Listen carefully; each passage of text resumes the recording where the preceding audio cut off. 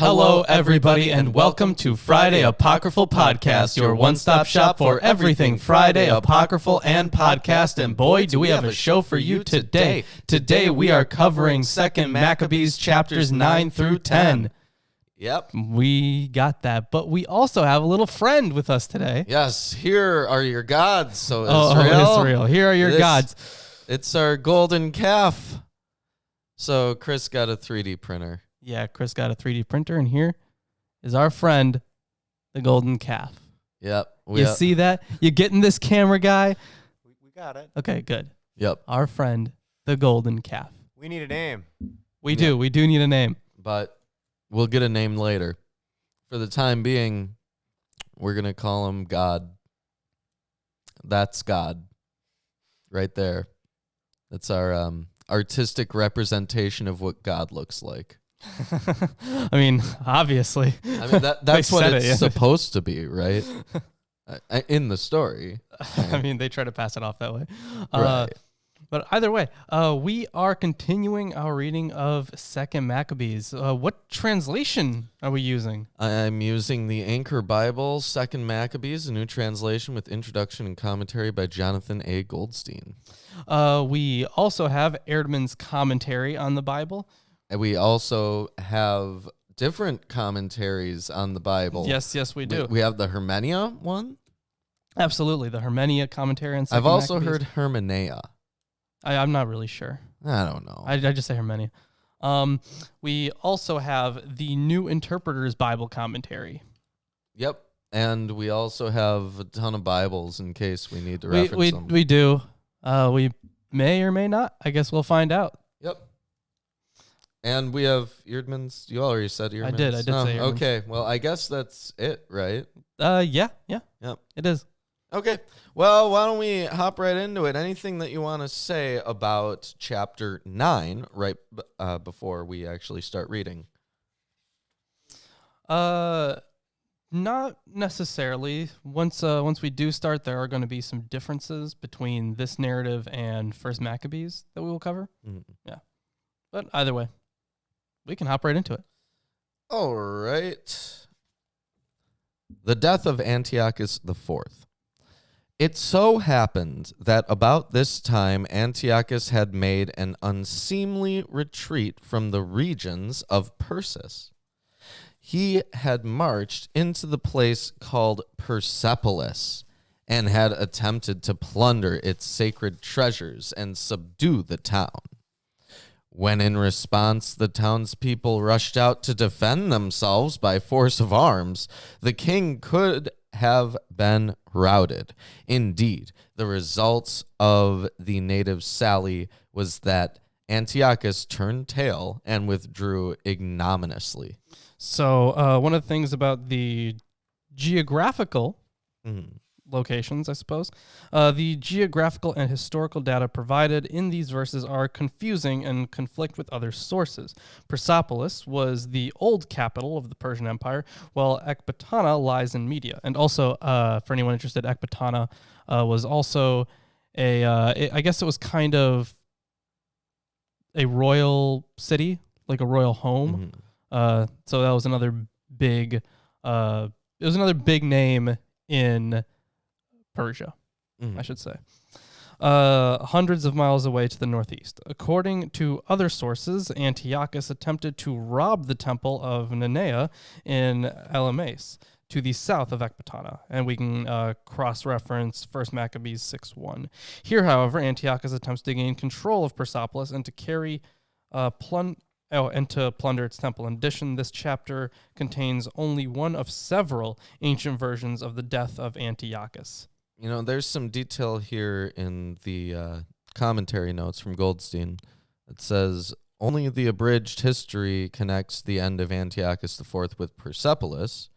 It says, I'm skipping past some references that you've already made, but it says that Persepolis is in Persis proper, not in Elameus. If Antiochus IV had turned tail at Persepolis, the storied capital of the old Persian Empire, surely the Greek sources would have mentioned the fact. Hence, Jason's location of the king's discomfiture is most likely a mistake, though there may have been a temple at or near Persepolis in the time of Antiochus IV. But how did Jason come to give Persepolis as the location? If Jason and the first Maccabees drew here on a common source, and if 1 Maccabees 6:1 reflects that source, we can see how Jason's account might have arisen from a misreading. Literally, the beginning of 1:6:1 says, the king heard that, quote, there was in Elemaeus in Persis a city, end quote. Even the author of 1 Maccabees appears to have been unfamiliar with the name Elemaeus. Manuscript variants at 1:6:1 show that the Greek scribes, too, failed to recognize it. In the Greek Old Testament, it occurs elsewhere only at LXX, that's 70. Septuagint.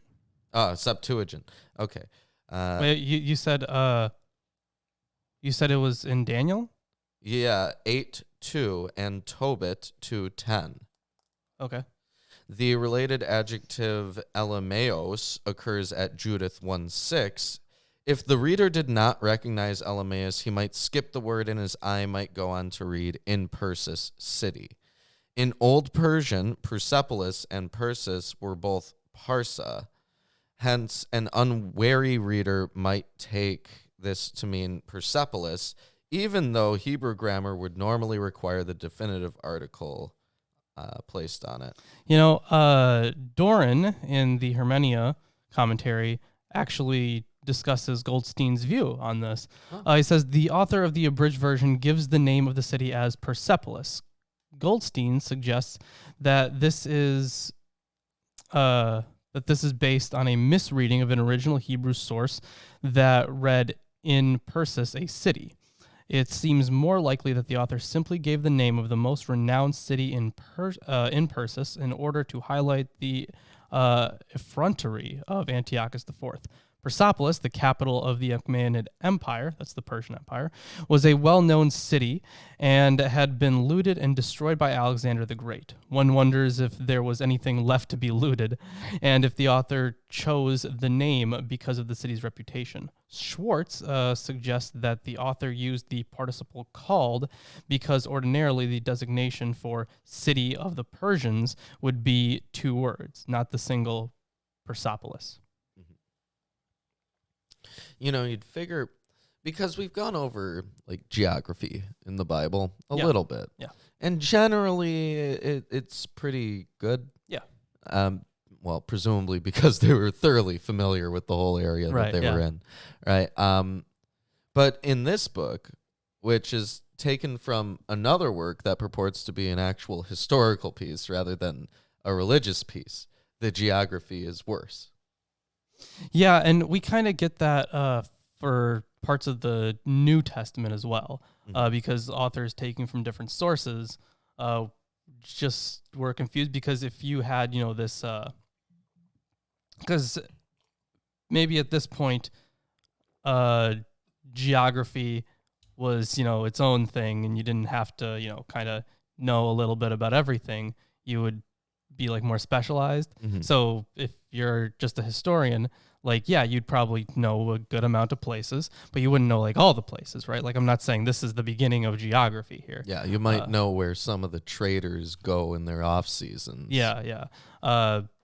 It wasn't until the Roman Empire where we started seeing people having really large amounts of knowledge about geography at a distance in the common groups.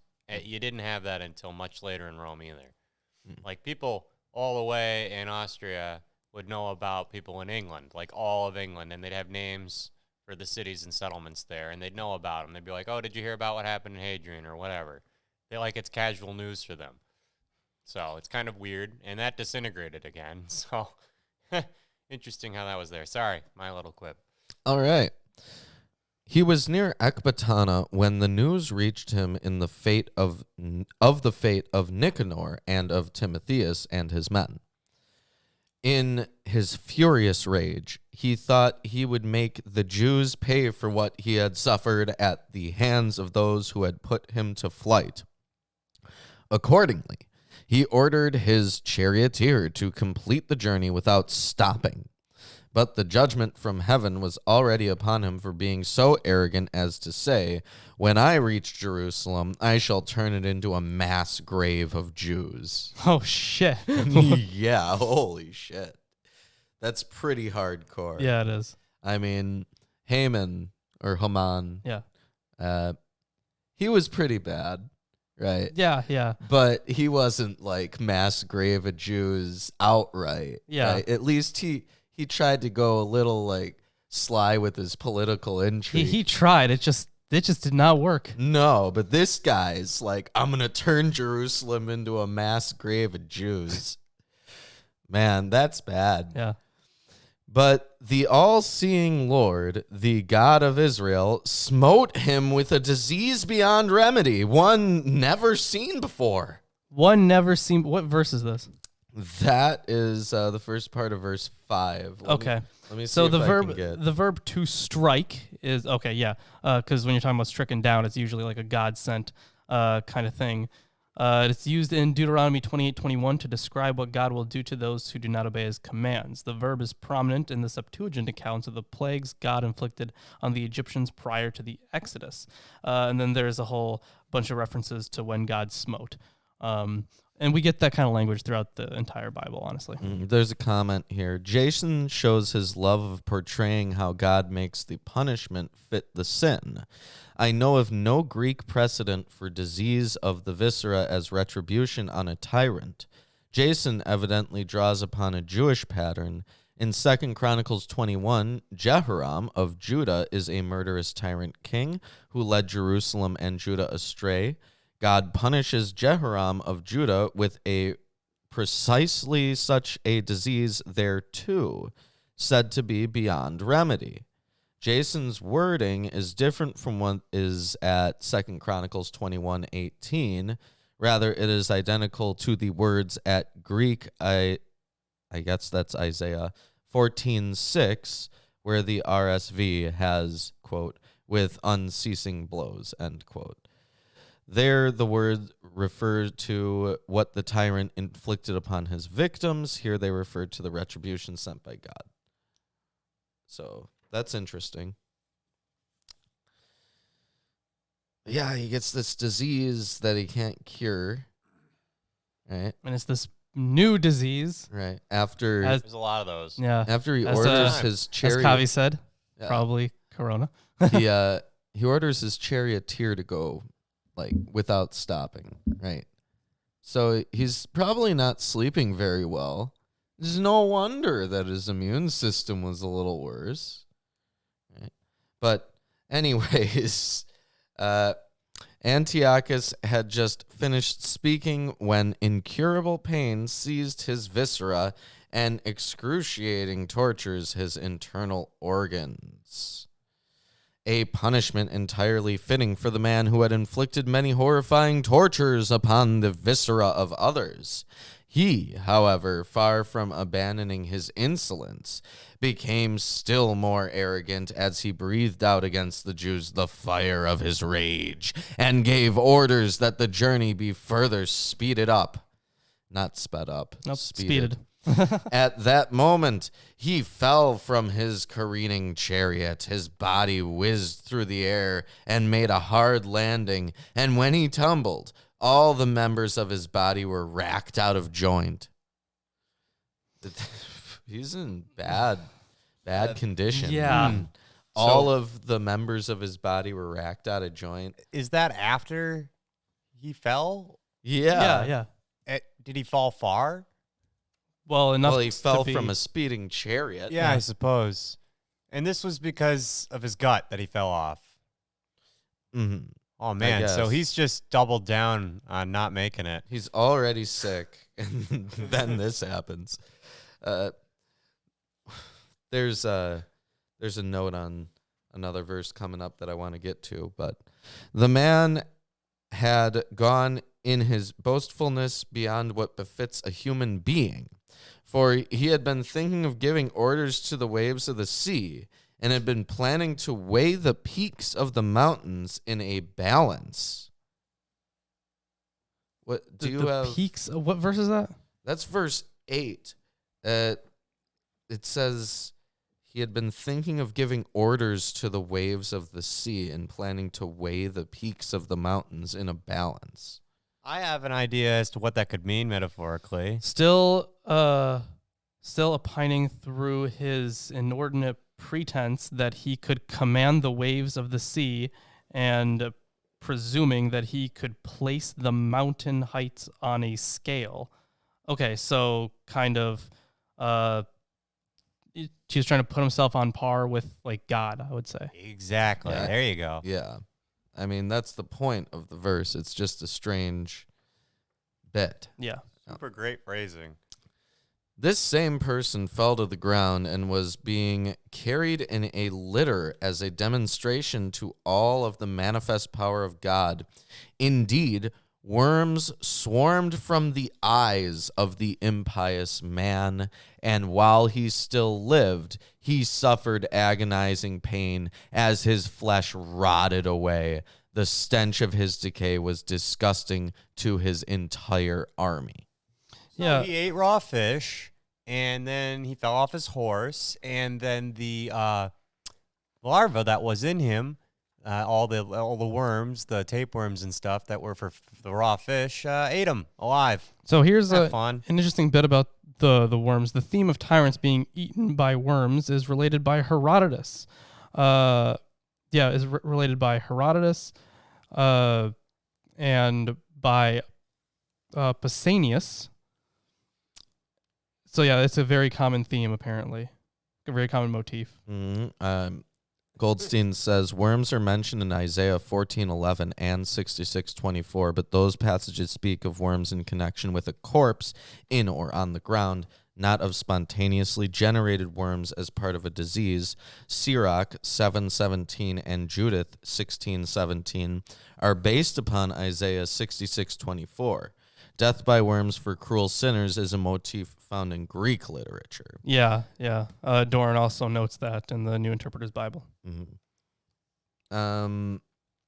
There's like worms and deaths of kings.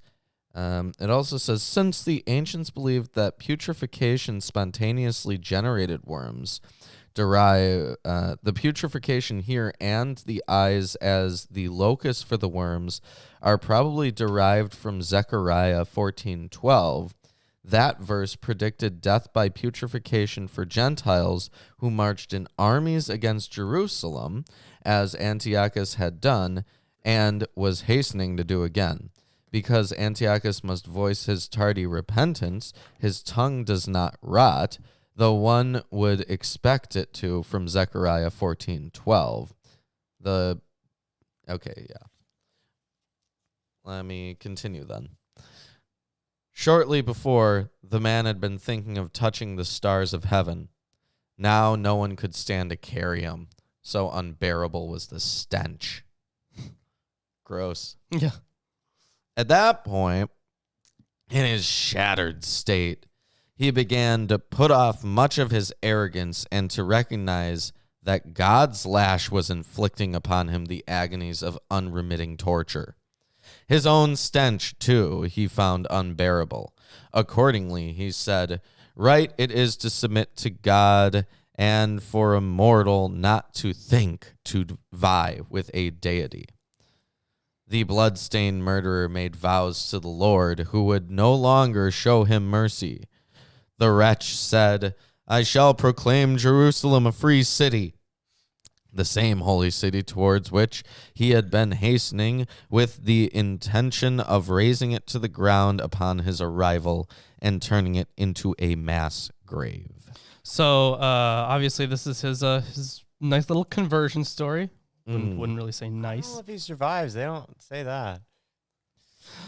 So in verse 13, the translation from Hermenia is the polluted one vowed to the master. So there's an interesting note about the translation there. So the word translated abominable, which is polluted in the other translation, miaros, also has the connotation of polluted, defiled with blood, and thus relates the issue of blood guilt as the reason why God refuses to have mercy on Antiochus. Yeah. There's a pretty strong, polemic here against worshiping humans. Sure, yeah.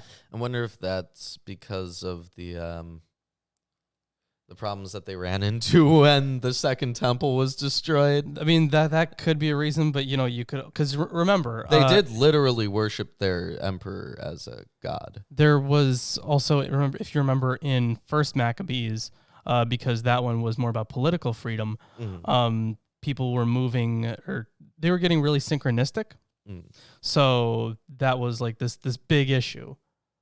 And of course, they even had, I think even some Jews were in the armies of the enemies. Yeah.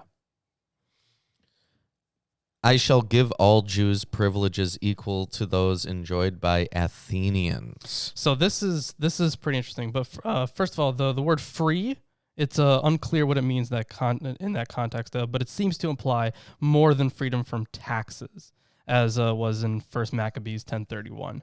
Free? Mine says, I shall give all Jews privileges. No. Before that. Before that. A free city. Yeah. But it is not clear exactly what is meant by making the Jews equal to the Athenians. Athens was considered the guardian of classical culture, and during the 2nd century, the Parthenon was restored and the Agora reconstructed. In 174 BCE, Antiochus IV had promised to finish the unfinished temple of Olympia's Zeus, and I think that was also covered in First Maccabees or earlier in 2nd Maccabees? Definitely earlier in First Maccabees. I'm pretty sure. Yep. Yeah, there was definitely some talk about the temples there. Yeah. But similarly, Antiochus vows to restore the temple in Jerusalem to even more grandeur than at the time of Ananias III. So I guess it's just supposed to draw kind of a parallel between the Jews and the Athenians. Yeah. All right. Well, also, I mean, Athens is a pretty important place. Oh, yeah, definitely. The same Jews whom he had resolved to deny even the right of burial, he would have cast their bodies with those of their little children to be devoured by birds and beasts. I shall embellish the holy temple with the finest votive gifts, and I shall make many-fold restitution for the sacred vessels, and I shall provide from my own revenues the sums required for the sacrifices, the same temple which he had previously plundered. Furthermore, I shall become a Jew and shall make a tour of the entire inhabited world, telling of the might of God. All of this, however, brought no relief for his torments. Indeed, God's righteous judgment had come upon him. Thereafter, he abandoned all hope for himself and wrote to the Jews the letter quoted below, couched in a suppliant tone. Here is its text. So, before we hop into this letter... That's right. His eyes were rotting with worms in them the whole time. Isn't that incredible? And he did definitely die from that. Wow, I figured it incredible.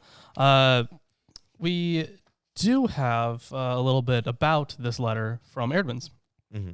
The following letter, however, raises many questions. It does not read as the apologetic supplication intended by the author, which suggests that the author has not invented it. Its point is not to promise performance of the vows just made, but to announce the appointment of a successor. Habicht, it's a scholar, suggests that the letter was adopted from the kind of letter addressed to the king's army in such situations. The tone suggests the continuation of good relationships previously obtaining, if it was genuinely intended to gloss over the recent disastrous relationships described by 2nd Maccabees. Then verses 21 verses 26 through 27 would be laughable. Doran suggests that the letter is written to underline that the Jewish community as a whole is loyal and trustworthy, as distinct from the individuals like Simon and Menelaus. Alternatively, this letter might be fit in a situation in which Antiochus is writing to his supporters in Jerusalem, Antiochian citizens, who were happy with Seleucid government and saw the Maccabees as rebels, dangerous to the community's peace and prosperity.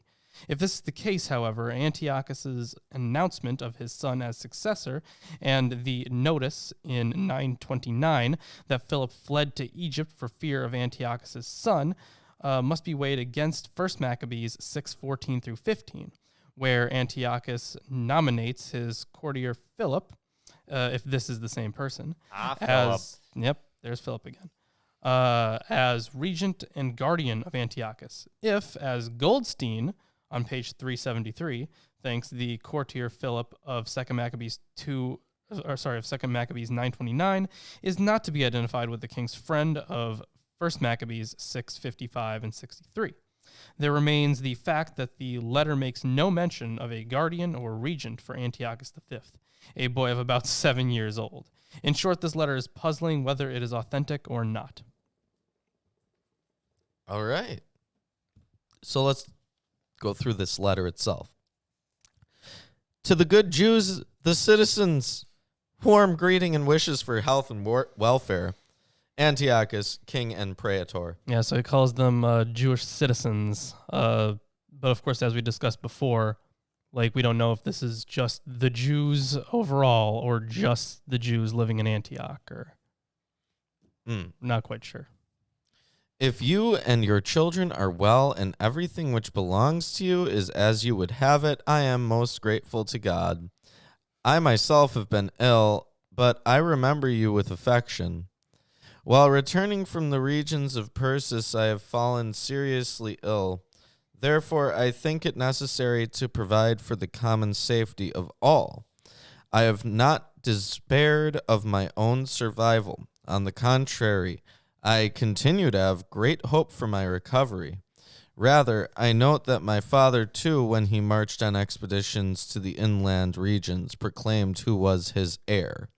His aim was to see to it that if anything untoward should happen or any bad news should be reported, the people of the land, knowing who is the heir to the throne, would not be prey to disturbances. Good idea. Yeah, very good idea. Yeah, I'm going to go on like a 32-week expedition, and if I die, you're in charge. In addition, I have in mind the neighboring rulers across the borders of our kingdom who are waiting upon opportunities and looking forward to what the future may bring. Consequently, I hereby proclaim my son, Antiochus, king, whom more than once I entrusted and commended to a great many of you as I was setting out for the inland satrapies. I have written him the letter copied below. I ask you, please, to remember the benefactions which you have received as a community and as individuals, and each of you, please, to continue to maintain the loyalty you now hold toward my son and me. I am confident that he will have good relations with you. He will be gentle and humane, and will keep to my own policy. Thus, the murderer and blasphemer ended his life with a most miserable death in the mountains on foreign soil after suffering the most terrible agonies equal to those he had inflicted on others. Philip, who held the rank of schoolfellow of the king, attempted to escort the corpse homeward. However, afraid of Antiochus's son, he managed to cross the border into Egypt and take refuge with Ptolemy Philometor. So there was a good amount of stuff in there, especially about how he died. Yeah. Yeah, he gives this whole spiel about, so he pretty much converts. And Antiochus V, I mean, he's not the friendliest person toward the Jews. Oh, but his dad says he's nice. Yeah. So here is actually a little bit about the differences between First and Second Maccabees on the death of Antiochus. All right. In First Maccabees 6, Antiochus dies in Persia, seriously depressed by news from Judah. In Second Maccabees 1, the king dies in Persia raiding a temple. In the present story, these themes are further developed. Antiochus attacks the temples of Persepolis itself and dies among the mountains in a strange land while hurrying from Ecbatana in Media to Jerusalem in order to level it to the ground. In First Maccabees, Antiochus realizes that his misfortunes are due to his maltreatment of Jerusalem and Judah. In Second Maccabees, Antiochus appears full of remorse, vowing to make a recompense to the Jews and writing a remarkable letter to them. Yeah, very remarkable. We certainly made a lot of remarks about it. Yeah. In First Maccabees, the death of Antiochus follows the cleansing and dedication of the sanctuary and the wars against the surrounding nations. In Second Maccabees, the death of Antiochus immediately precedes the purification of the temple, which is going to be the next chapter, obviously, and the decree for the annual celebration of the event at the end of the first part of the book, just as at the end of the second part of the death of Nicanor immediately precedes the decree for its annual celebration. There are signs that this arrangement is deliberate. 10:1 through 8, which probably followed 8:36 in the author's source, has clearly been inserted between 9:29 and 10:9, thus placing the purification of the temple after Antiochus's death, though, curiously, immediately before the original conclusion to the story of Antiochus's death in 10:9. Second Maccabees' presentation of this episode differs greatly from First Maccabees, particularly in the characterization of Antiochus himself and in the emphasis on his painful death as an appropriate reward for his treatment of the Jews. In First Maccabees, Antiochus receives news of the success of Judas, including the refortification of the temple area. In Second Maccabees, Antiochus hears of the defeat of Nicanor.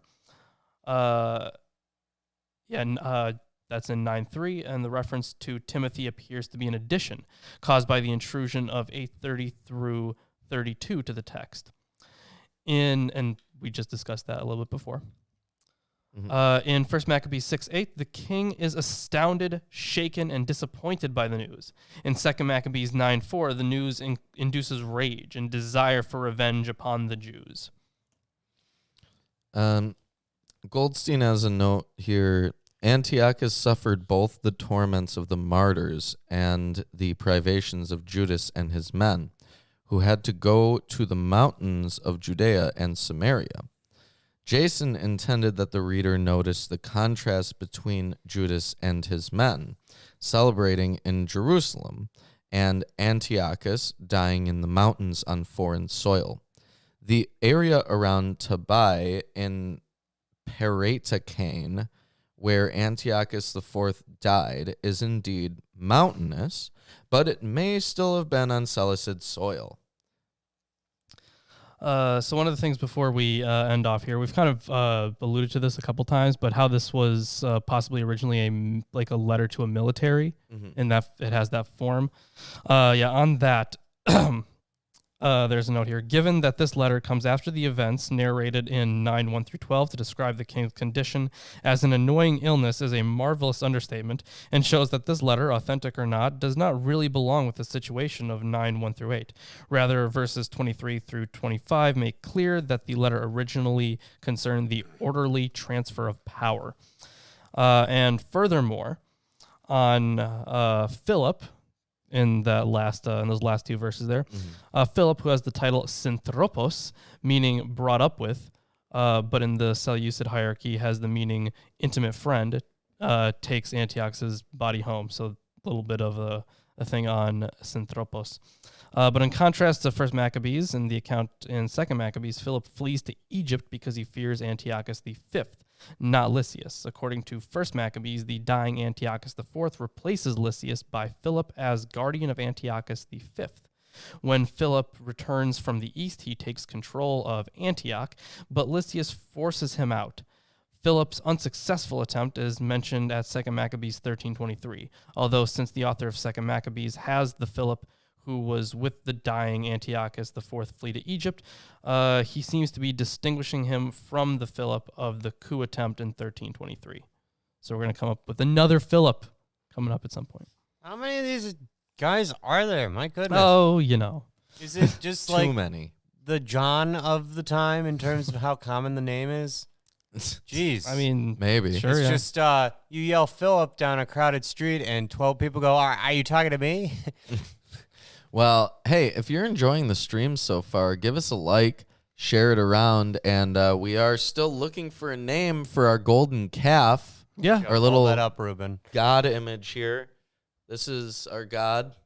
That's our God. This is your God too, Yeah. Israel.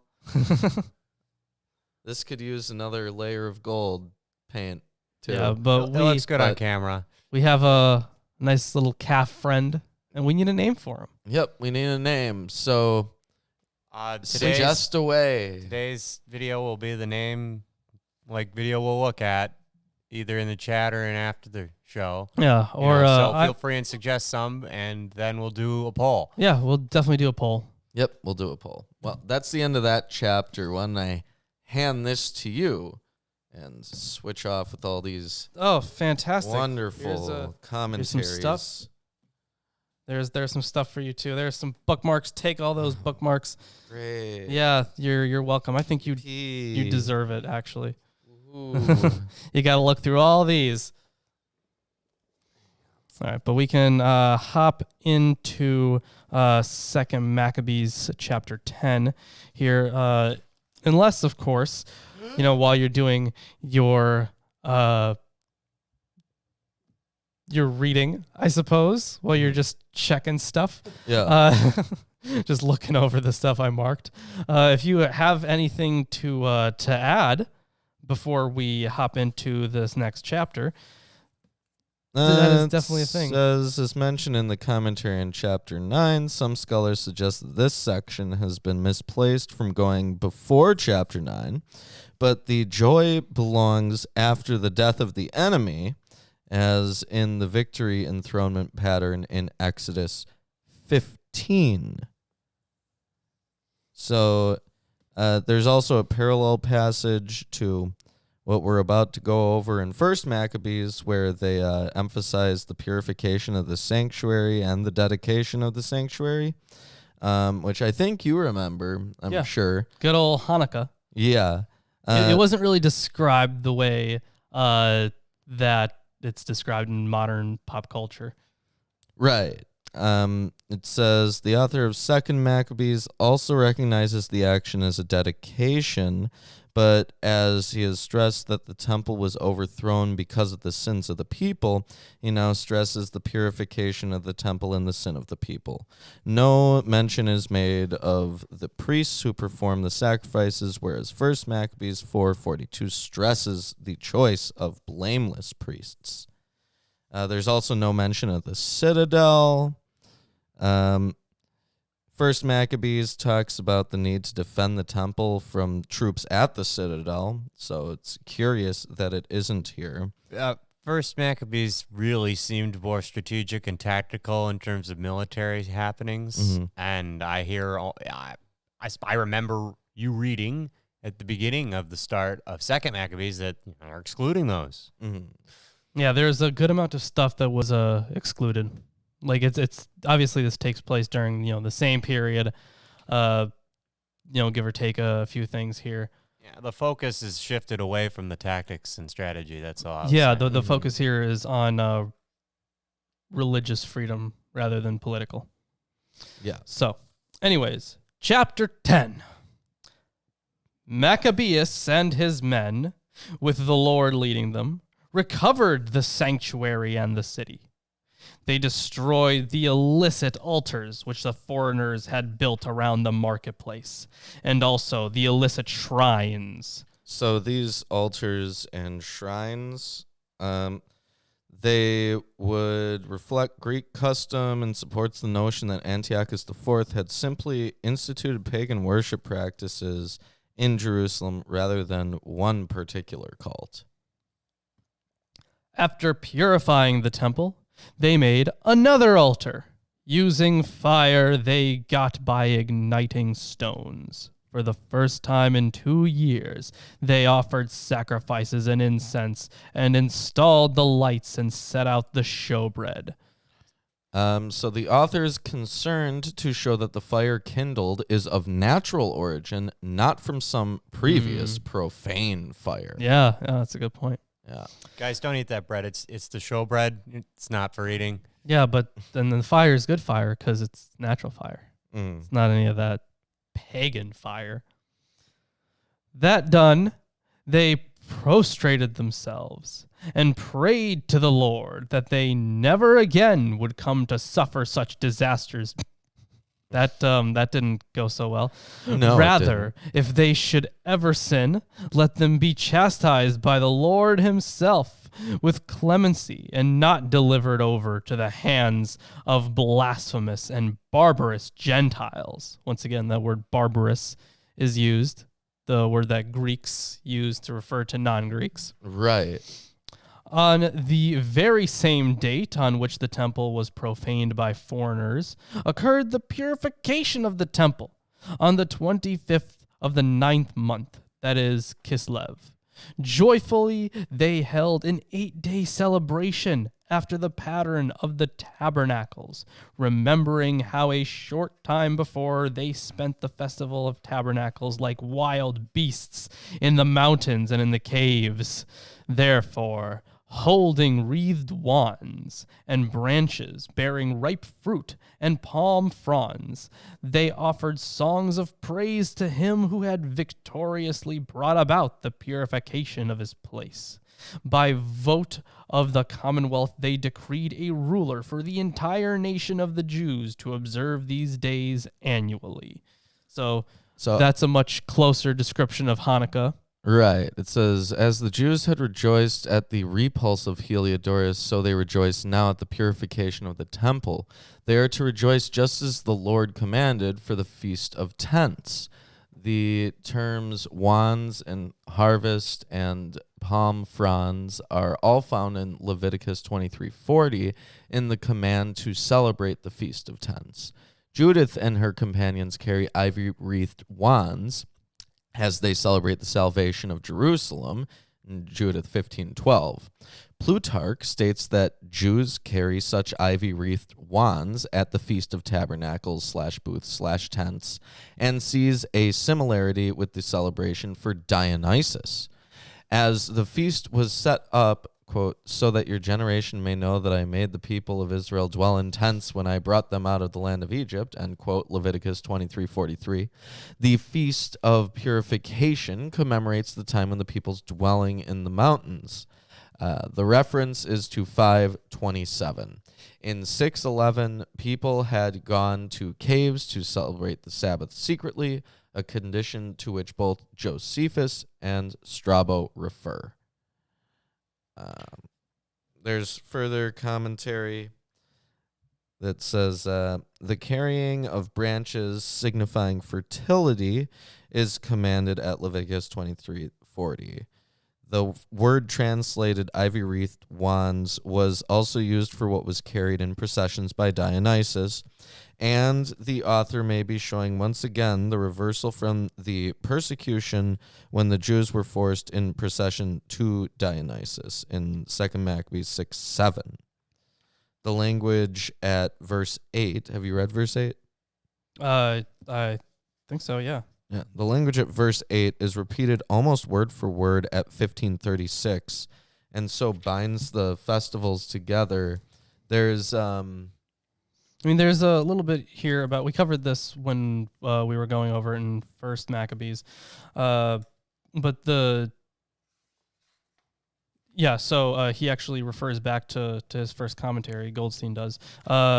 There, in his first commentary, I show how the earliest attested name for the days of purification, or the days of dedication, came to be days of tabernacles in the month of Kislev, as in First Maccabees 1:9.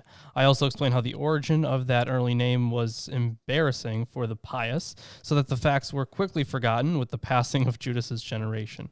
Though the origin was forgotten, First Maccabees and the strange name still had to be explained. Our verse, which attempts to do so, has its own linguistic obscurity.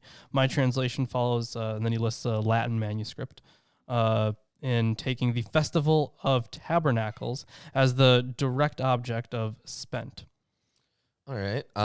There's also a bit in Eerdmans about this section. Sure. As it is clear from 10:9, thank you. Let me just grab that and put it over there. Congratulations, I'm so proud of you. As is clear from 10:9, which belongs with 9:1 through 29, 10:1 through 8 have been intruded here as the climax of the first part of the work, 3:1 through 10:9, which now ends with the decree for the annual celebration of the purification of the sanctuary, just as the second part, 10:10 through 15:37, deals with a decree for the annual celebration of the death of Nicanor. Whereas First Maccabees relates the temple rededication to before the death of Antiochus, Second Maccabees reverses the sequence, but the reference to a lapse of 2 years in verse 3 between the desecration and the purification of the sanctuary may betray that, in fact, First Maccabees was right on this point. Second Maccabees' dating is not precise, but nevertheless designates the desecration not long after, in 6:1, the events about the time of the second invasion of Egypt. Second Maccabees' scheme therefore probably thought of the desecration in 168 BC or perhaps 167 BC, with the purification being 2 years later. This might agree with Bringman's 1938 and Grab's 1991 dating of the purification in 165 BC. But the death of Antiochus was not until November/December 164 BC. Second Maccabees has thus clearly inverted the order of the events. The perhaps deliberate contrast between Antiochus V's retreat and death and Judas's entry into Jerusalem and the temple, 10:1, has often been noted. Also, while First Maccabees emphasizes that the new altar was built of new stones, Second Maccabees emphasizes that the new fire was struck out of flint, although Second Maccabees 1:19 through 35 traces the fire back to that preserved from the first temple in the form of petroleum jelly ignited by the sun. The use of incense lamps and bread at the presence implies that replacement of the appropriate furniture as in First Maccabees. The purification in Second Maccabees, or dedication of the altar, First Maccabees, took place on the 25th of Chislev, or Chislov, I don't know, it doesn't really matter, and lasted for 8 days, and there were all sorts of celebrations. Yeah. And I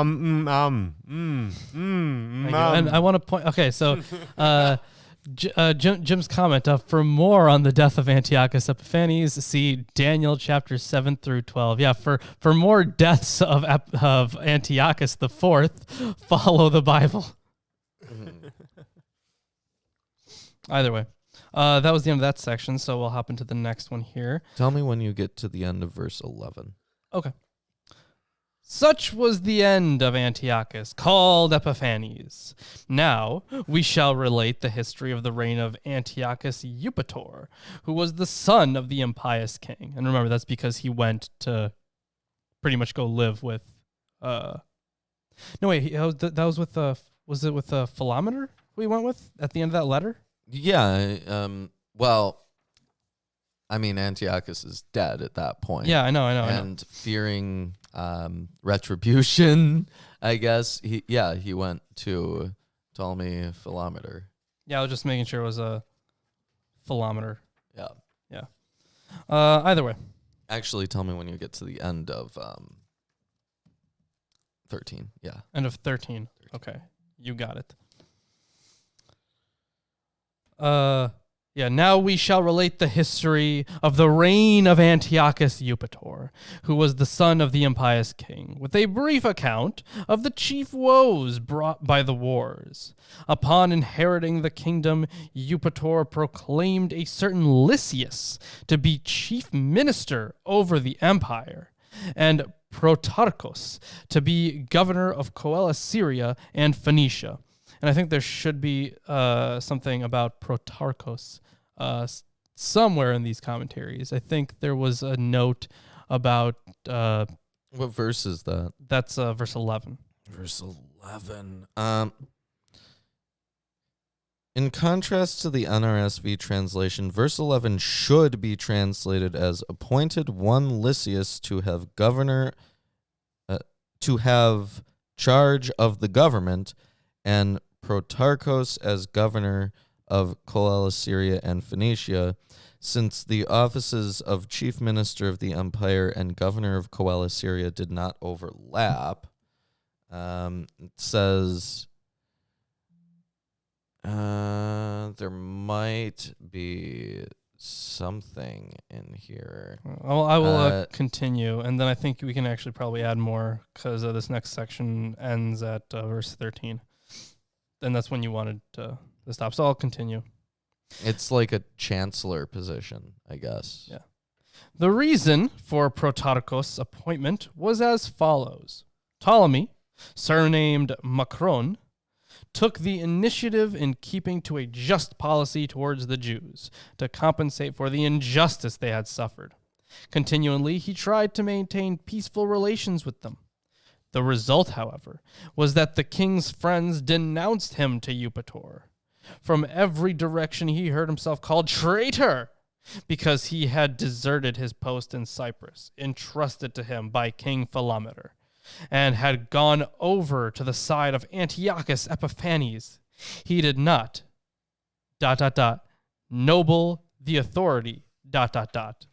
Accordingly, he took poison and put an end to his life. So yeah, I guess he killed himself there. But in verse 13, they have the two sets there. The Hermenia translation says, because of this, he was denounced by the friends to Eupator.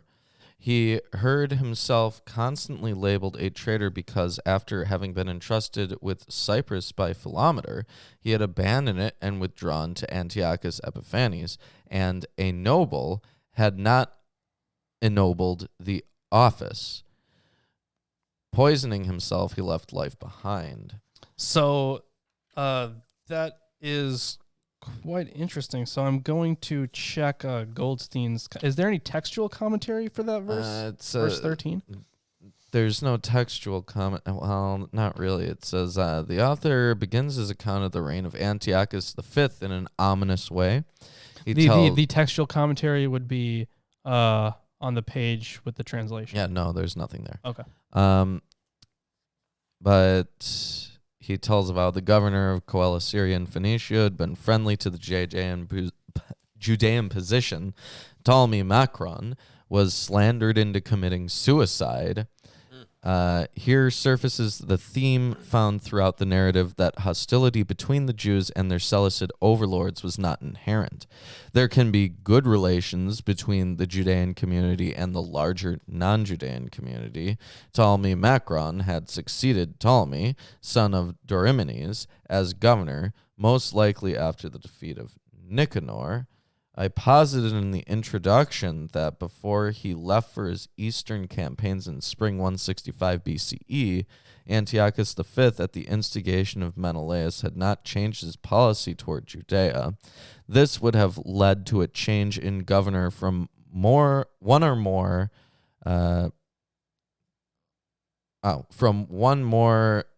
more hostile to the Jews, Ptolemy, son of Dorymenes, to one more open to their position. They use the same term. Yeah, more. At the same point in the thing. Yeah. Too. So the attack of Nicanor was unjust, and so Ptolemy Macron attempted to remedy You fell it. for one of the classic blunders. Yeah, no, it's okay, scribes. We get it. But anyways, why don't I go over some of this commentary also? I do have a quick note on that those gaps in Goldstein's text. So in verse 13, the gaps mark the irreparable corruption of the text. At least the verb after not has become unrecognizable. And I'm not sure which manuscript this is, but he lists the manuscript and says it has words unknown elsewhere in Greek, of which no sense can be made. Grimm guessed that the original reading was eugenesis, eugenesis, I don't know, the participle of the verb to ennoble. However, the adjective ennoble already occurs in the clause. It is hard to believe that that even the abridger, with his peculiar style, would have so expressed himself. Even if he had, the resulting text would presumably mean he had not reflected credit on the office that he had held from Ptolemy. Surely a superfluous statement after what precedes. As a mere guess, I suggest that the writer was playing upon the meaning of the king's epithet Eupator, which apparently means born of a noble sire. The EU of the Greek manuscripts would reflect an original to Eupatoris, and the Isas would reflect an original Nomisas. The translation would then be, he did not consider noble the authority of Eupator. The regime was an ignoble one, under which there was no hope for Macron. So that is actually some very useful textual commentary. Thank you, Goldstein. Wonderful. Yeah. Let me say a bit more here. The description of Ptolemy Macron as being friendly towards the Jews should not be seen as simply a peaceful disposition, as previous governors of Coele-Syria and Phoenicia had been hostile to pious Jews, Apollonius son of Menesthius 4:4, Ptolemy son of Dorymenes 4:45, 8:8, and their stance seems to reflect court policy. This change in attitude should be seen as reflecting the policy of the governor's superiors, since such a change in attitude would probably have occurred after the peace negotiations following the first expedition of Lysias, which actually took place during the reign of Antiochus IV. These events have been misplaced by the author of 2nd Maccabees in order to portray Antiochus IV as the evil opponent of the Jews and not as someone who entered into peace negotiations with them. The last part of verse 13 is very corrupt. The conjecture of the NRSV translation is as good as any. Yeah. There's also a bit in Eerdmans. I didn't see this before, but that might have been what you were talking about. Lysias is apparently made both chief minister and chief governor of Coele-Syria and Phoenicia in an unusual and unlikely combination. Chief governor is unusual. Goldstein makes Protarchos the name of the governor of Coele-Syria and Phoenicia. It also says Ptolemy Macron, known from Polybius, was the Egyptian governor of Cyprus until 168 BC, when he took Seleucid allegiance. Some official relationship with the Jews is implied, but not made explicit by 1012. Ptolemy's career and pro-Jewish policy earned official mistrust, which led to his suicide. Did the author see the appointment of Lysias or Protarchos in place of Ptolemy as indicating a new hard line toward the Jews? In that case, was Ptolemy Macron the successor to Ptolemy, son of Dorymenes, as governor of Coele-Syria and Phoenicia? That's a good question. It is a good question. But unfortunately, there's no answer really provided here. Tell me when you get to the end of verse 23. You got it. Georgius, on becoming governor of the territories, engaged mercenary troops, and from every direction he fed the flames of war against the Jews. Simultaneously with him, the Idumeans, who controlled strategic fortresses, harassed the Jews. Joining forces with the renegades from Jerusalem, they attempted to feed the flames of war. So the Jews who have been banned from Jerusalem, verse 15, are presumably followers of Menelaus, although the author does not explicitly say so and does not mention the garrison in the citadel or use the term ungodly Israelites.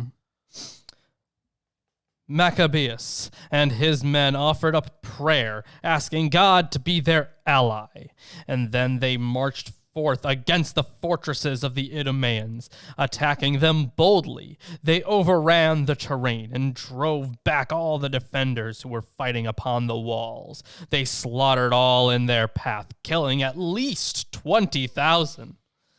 As many as 9,000 took refuge in 2 very strong towers, which were completely provisioned for a siege. Maccabeus himself departed to take care of urgent matters elsewhere, leaving a detachment sufficient for besieging the enemy, consisting of Simon and Joseph and Zacchaeus and his men. Simon's force, however, in their greed for money, took a bribe of 70,000 drachmas from some of the besieged and let them slip out. Their deed was denounced to Maccabeus, who assembled the leaders of the people and prosecuted the men for having sold their brothers for money by setting their enemies free to act against them. He executed those who were guilty of treason and forthwith captured the 2 towers. In combat, he was completely successful, slaying over 20,000 in the 2 fortresses. And that's the end of verse 23. All right, let's get into this a little bit. First of all, scholars have suggested that this episode is a doublet of 1 Maccabees 5:18, 55 through 61, where 2 commanders, Joseph, son of Zechariah, and Azariah, became jealous of the success of Judas and Simon and attempted to capture Jamnia, but were defeated.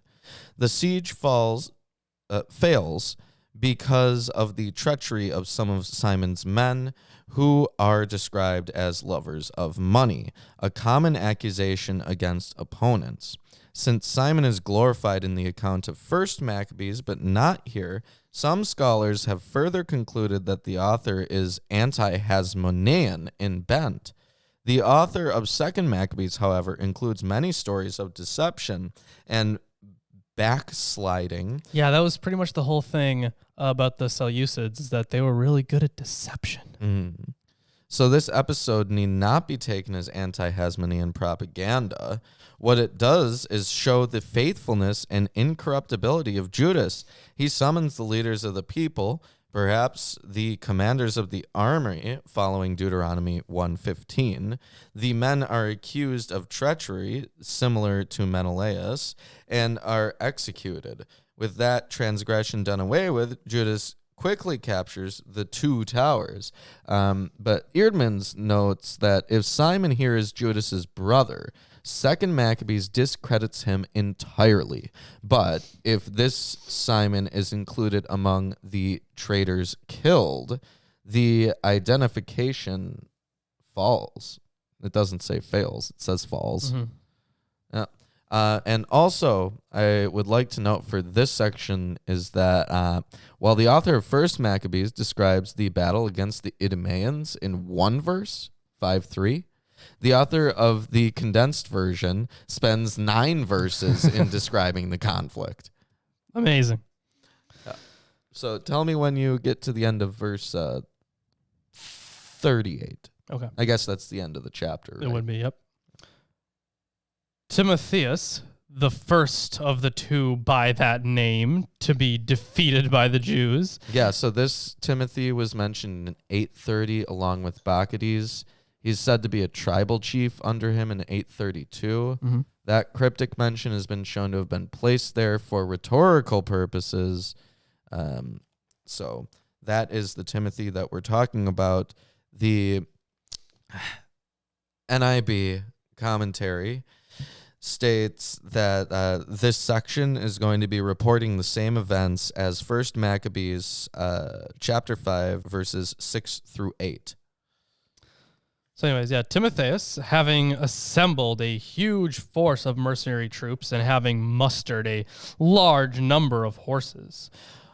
There's a textual break here, so we'll get back to that. Large number of horses marched, intending to conquer Judea by force of arms. In the Hermenia translation, that part where there's a textual break just says from Asia. From Asia. Okay, so I guess we'll check Goldstein's commentary on that in a bit. Some good horses. No. As he approached Maccabeus and his men in supplication to God, spread dust on their heads and girded their loins with sackcloth. Prostrating themselves upon the platform opposite to the altar, they prayed that he have mercy upon them and, quote, be an enemy to their enemies and a foe to their foes, as the Torah states.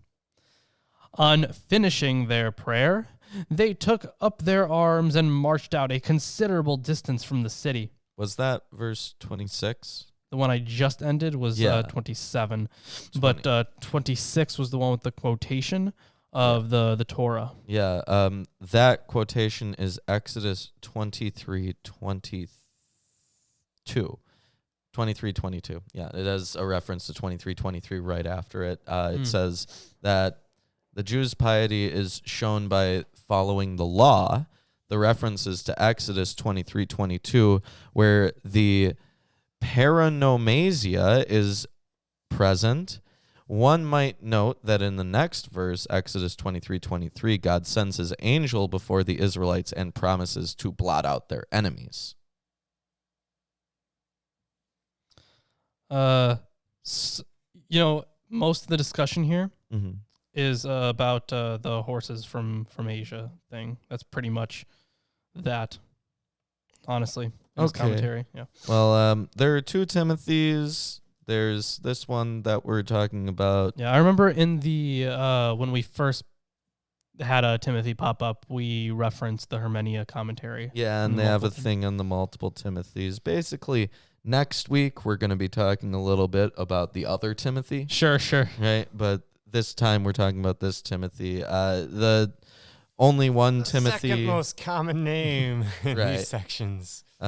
So whether or not there's only one Timothy in 1 Maccabees is disputed, but most likely there was only one. Either way. So anyways, on finishing their prayer, they took up their arms and marched out a considerable distance from the city. As they drew near the enemy, they halted. At the crack of dawn, the two sides charged. Besides their own valor, the Jews found their refuge in the Lord to be their guarantee of success and victory, whereas their enemies followed into battle the lead of their own fury. When the battle grew hot, from heaven there appeared the enemy 5 majestic men riding horses with gold-studded bridles, who posted themselves at the head of the Jews. They surrounded Maccabeus by shielding him with their armor, kept him invulnerable. Meanwhile, they kept shooting arrows and thunderbolts at the enemy. As a result, blinded and thrown into confusion, they fled in all directions in complete disorder. 20,500 were slaughtered, along with 600 cavalrymen. So this is some heavenly horsemen here. Yeah, heavenly horsemen. We remember that with what was his name, Heliodorus, where there was one that showed up. Yeah, there was one that showed up, and now we've got like a whole army, basically, right? Yeah, there were five of these majestic men riding horses. Yeah, so there's some commentary on this. I sure hope so. Obviously, the epiphany to defend Judas and to scatter the enemy has many Greek elements. Often in the Iliad, for example, a hero is protected by a god. When Delphi was defended against the Persians and the Gauls, gigantic figures pursued the fleeing attackers while thunderbolts crashed down on them. Zeus is preeminently Zeus Kyranos, who hurls thunderbolts at his enemies. No one has satisfactorily explained the number 5 for the supernatural figures. One might note how the following siege lasts 5 days. There's commentary on this here. Here occurs the first. Maybe it's similar to. Do you remember in the King's narratives, the dude shot 3 arrows, and that was for him to win 3 battles? Mm-hmm. Yeah. Yeah. Maybe it's similar to that. Maybe. It says here. That's just pure conjecture. I'm just guessing, guys. Here occurs the first full-blown description of an epiphany since 324 through 26. 5 heavenly figures lead the Jews. The horses have golden bridles, usually a sign of divinity, although Herodotus reports that a Persian officer rode a horse with a golden bridle. Just as in 326 the apparel of the figures was magnificent, so here too the warriors are magnificent. The number of angelic helpers, 5, is unusual. Grimm tentatively suggested that this number might reflect the number of the Maccabean brothers, while Louis Ginsburg proposed Abraham, Isaac, Jacob, Moses, and Aaron.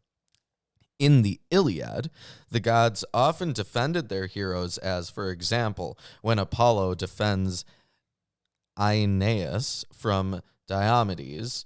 Note that Maccabeus is unharmed, and Nicanor had said the Jews were invulnerable.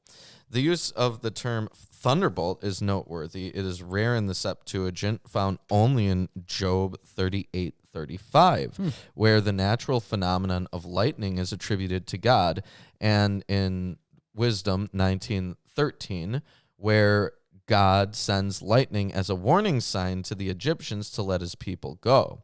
In the many storm epiphanies of God in the Hebrew Bible, the word is not used. At Sinai, God thunders and peals, but does not send thunderbolts, although Josephus does use the term in telling the event.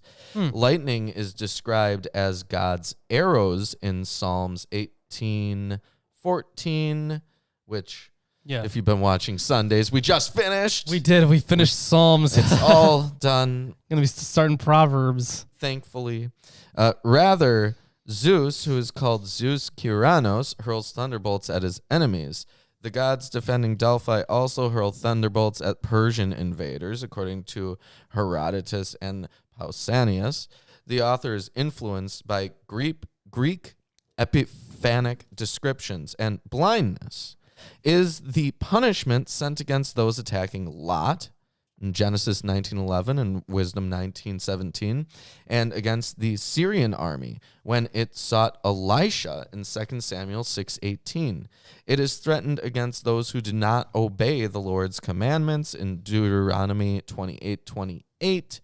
The adjective invisible is used in 9:5 to describe the punishment sent on Antiochus IV. And the disordered bit is literally full of disorder. All right, let's continue here. So, yeah, some heavenly horsemen came down and defended Maccabeus. Timotheus himself fled to a fortress called Gazara, a very strong citadel, where Kyraeus was in command. So I think there should be a note about Gazara. Yeah, there's quite a bit, actually. Well, not too much, but Gazara in 1032 is probably an error induced by the Idumean context, for the original Jazer of 1 Maccabees 5:8. Goldstein suggests that the story of Timothy's advance into Judea, 1024, developed because Jason misread Jazer as Gazara. That's on page 394 if you want to look at it. Oh, okay, 394. Yeah. Man, we just got it right here. Oh, yeah.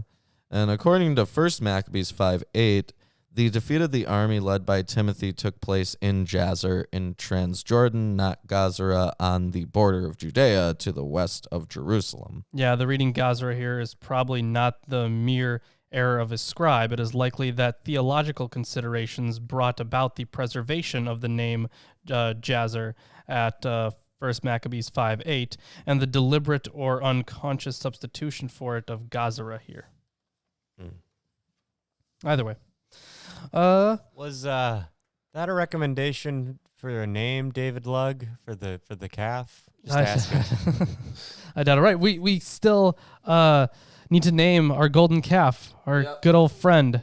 So if you have name suggestions for our idol, then be sure to give it to us. Yeah. We're going to be having a poll anyways. But we want to hear the names anyways. Suggestions for the poll, though. Yeah. Yep. Name this calf. Maccabeus and his men, in high spirits, besieged the fortress for 4 days. The defenders within, trusting in the strength of their position, shouted unrestrained blasphemies and spat forth impious words. As the 5th day began to break, 20 young men of Maccabeus' force, stirred to fiery rage by the blasphemies, charged the wall with manly valor. And what? What? So Verse 35? yeah. Before you get into that, the manly valor. yeah, the manly valor. There's an interesting bit here about verse 33. Some manuscripts read 24 days for the siege, some 40.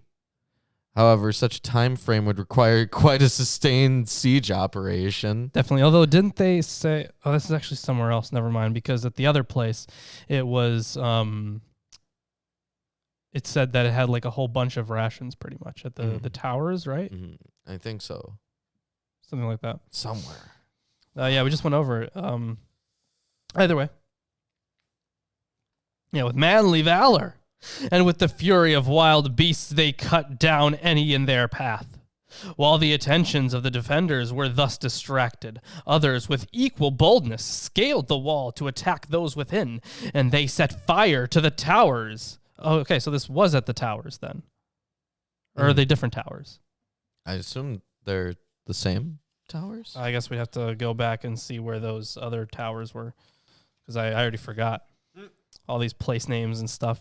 The fires they kindled burned the blasphemers alive. Meanwhile, the first force cut through the gates, let the rest of the army in, and captured the town. Timotheus had hidden in a cistern, but they slew him and his brother Chaereas, as well as Apolophanes. Yeah, so Apolophanes. In First Maccabees, or Apolophanes, I don't know. Oh, okay. In First Maccabees 5:5, Judas's forces burned down the towers of the sons of Baan. In First Maccabees 5:8, during many battles with the forces of Timothy, Judas occupied Jazer. The verb that they use is found frequently in Judges and is also often in First Maccabees, but 1036 is the only occurrence of it in Second Maccabees. So, yeah, if you remember back in First Maccabees, Judas was constantly setting things on fire and killing everyone. He was.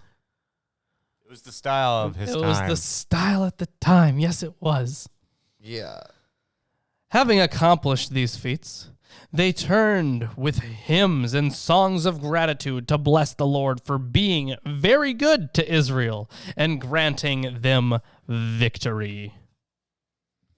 That's the end of the chapter. So if you have any closing notes there. Yeah, I do, actually. Also, I dog-eared this page where he goes over the horsemen, because I am still thinking about doing a video about the four horsemen, and I feel like given the Hellenized context of both of these texts, Revelation and Second and First Maccabees.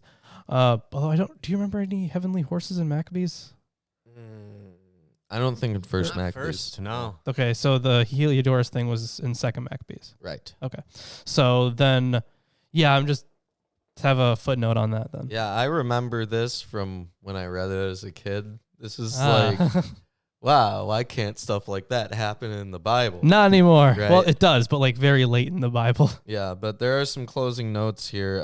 Second Maccabees has turned the story of a small Jewish attack east across the Jordan against the local chief into a major Seleucid invasion of Judea by mercenary troops and cavalry led by Timothy. The reference to an earlier defeat of Timothy presumably refers to 8:30 through 32, in which case these verses were built into their present context at an early stage of the book's composition, though clearly out of place there. Goldstein's translation, 395, of the variant textual reading of this phrase, ho proton hetethesis, or hetetheus, as the first of the two by the name to be defeated, is unconvincing, even if 2 Timothys may be reconstructed from several accounts involving a Timothy. Timothy, Chereas, and Polyphenes are all Greek names. Makes perfect sense to me. That's just the All bit Greek to me. that they had there on the Timothys. Fantastic.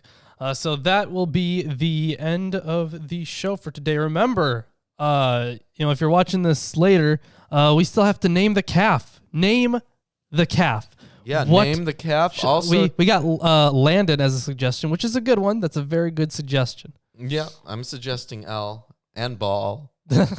Actually, Ball wouldn't be a bad one. Yeah. Name this calf. Thank you. That is so poorly done. Nuts. So poorly done.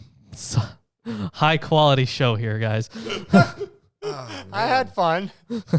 We're getting real close to the end of Second Maccabees too. Call him Mott. Okay, interesting name. That's Egyptian. That's Justice. And if you're enjoying our stream, The feather of Mott. if you enjoy our shows, check us out on Patreon. Yeah. Yeah, you can get our scripts for our scripted things. You can get Books and T-shirts. You could be on the show. Yep. Have some hangouts with us. So all that good stuff. Also, check out our Amazon wish list. We get books on there that we can add on here. Got a whole bunch of books on there. Yeah, I keep buying books with my own money. We should be getting more books from our viewers. Yeah, the good old wish list link is in the description if you want to add more books to this table or just add books to our research in general and for more documentary style videos. So all that stuff, we read through them, we do a thing, they get used as sources. What else we got going on? We just, if you don't want to donate to the Patreon, that's cool. We got shirts anyways for you in our Teespring store. Link is also in the description.